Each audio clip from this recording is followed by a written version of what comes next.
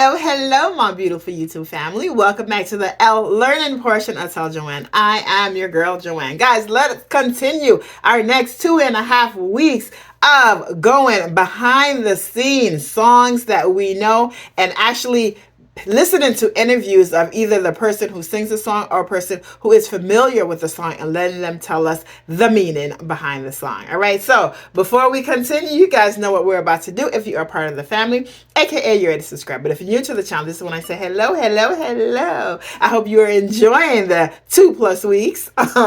Now put me on pause, give yourself a beverage of choice.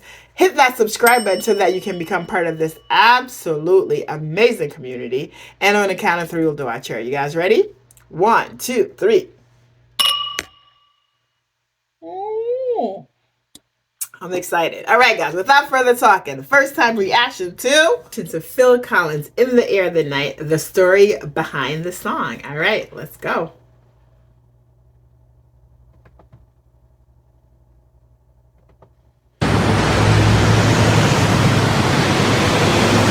Phil Collins is absolutely amazing. Have you got some free tickets? Yeah, I know we've got it. He's not here. He's singing and he's drumming. He's a bit of a legend. Lots of dads like him. Dad rock. And the guitar. I can't remember the band he's in there. He was in Genesis, wasn't he? A band called Genesis. He plays the drums. Candle in the Wind. No, that was Elton John. Come on. Yeah. Oh, Even I know better I can now. feel it coming in the air tonight.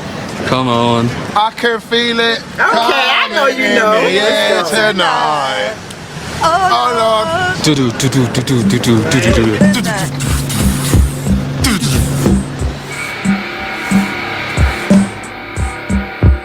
We did a long tour in 1977, and the result of that was my marriage breaking up. Oh, wow.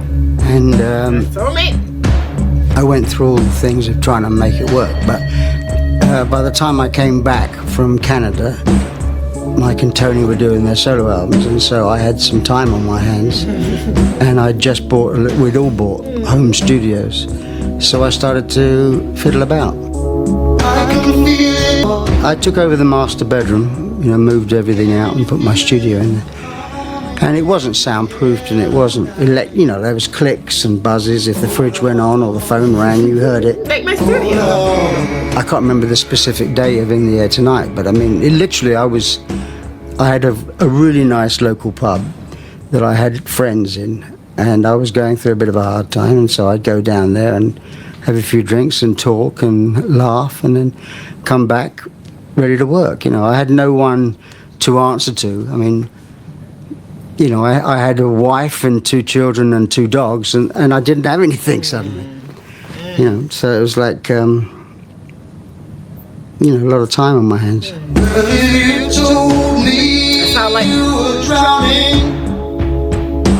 That's how life is, right? I mean, right now he's talking about the situation and it's a divorce, but that's how life is, though. One moment you have all of these things, and the next thing everything can be taken away.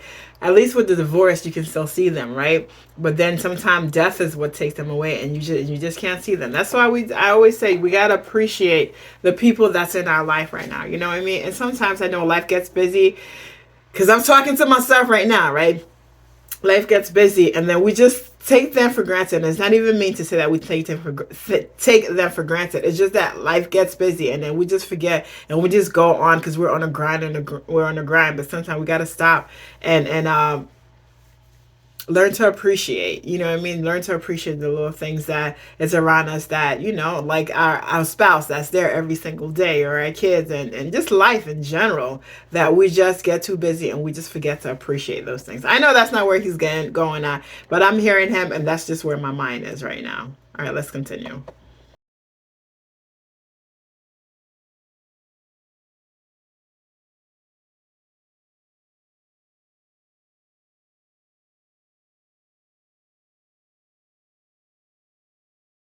I was miserable, I was sad, I was depressed about not having my family around. I mean, I was constantly on the phone to her, and the phone kept going down, and we argued a lot, and as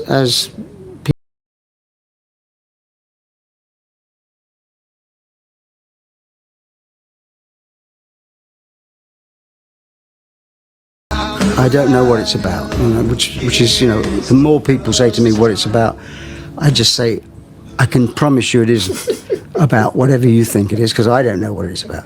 There's a lot of anger in there, I think. But I didn't really ever intend it to be that way. It's just spontaneous lyrics, so I guess I wasn't afraid to show my feelings. You know, it's so interesting. Like, I feel like what he just said, I think about a lot of the artists in the 90s, right? And just artists, like, if you think about Mary J. Blige, just certain artists, it's like when they're going through their pain and then they sing their pain, it just ends up being hits, right? Because these are the things that we're going through, and it's like that person just put the words to the feelings that I could not express, right? So it's interesting that he says that he didn't know what he was going through, but you know what? His artistry expressed what he was going through. And that's the same thing about, you know, artists, whether you're an artist in terms of you do art or you do music or you do dancing or you do writing, whatever it is that sometimes we cannot vocalize what we are saying, but through our artistry we can vocalize exactly what we're saying. And it's interesting because not only the words that he was saying, yes, he was saying you can feel the emotions, you can feel the intensity, that the anger that he was going through, and he was saying it, but man, the drums, it's crazy because it's very few or some reaction, I guess I should say, some reaction that I have done, and I just remember the feeling that I had when I heard a certain sound that it just stays with you forever. And the drums when I had heard the drums, that is something that just stays with you forever. Even if you don't remember any of the words of the song, you go, nah. You just go, you just gonna remember the drum. And I'm curious if he even talks about where the drum is. To me, that was the height of that emotion of what he was going through, that he just released it. Man, whew. All right, let me go. Phil Collins. All right. I wasn't.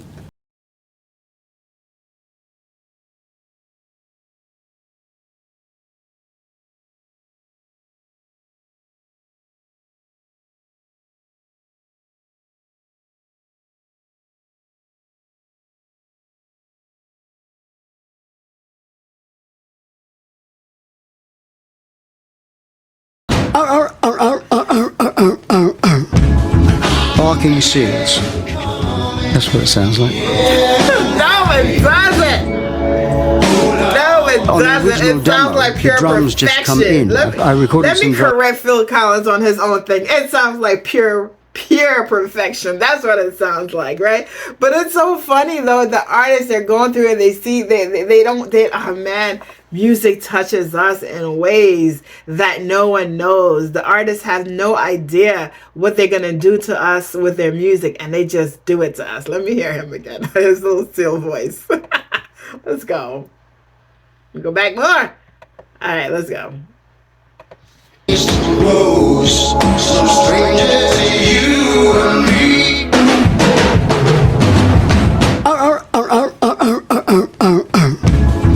Barking seals.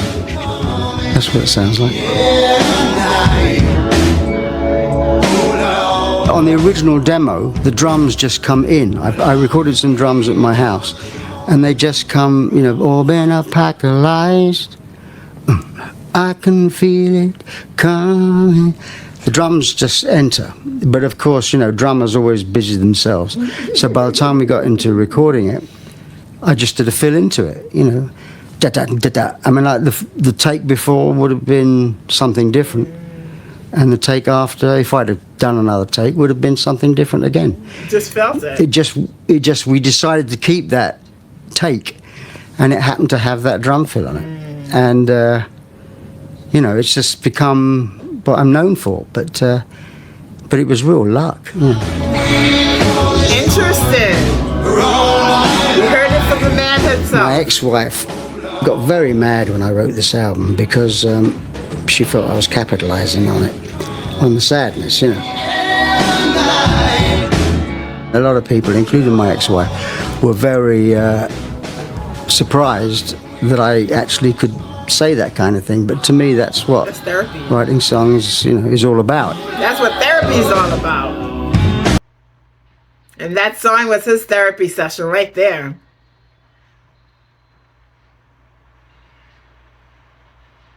at this. Listen to the intensity. Listen to the emotion. Listen to the rage. Listen to, he's just letting everything loose.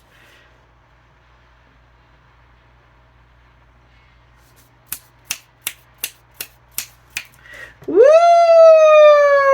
Guys, I hope you are enjoying the L portion of Tell Joanne with me. I am enjoying being here with you guys. I truly, truly appreciate you guys being here in this journey. And it is so amazing hearing the artists talk about their songs, talk about their meaning behind their songs.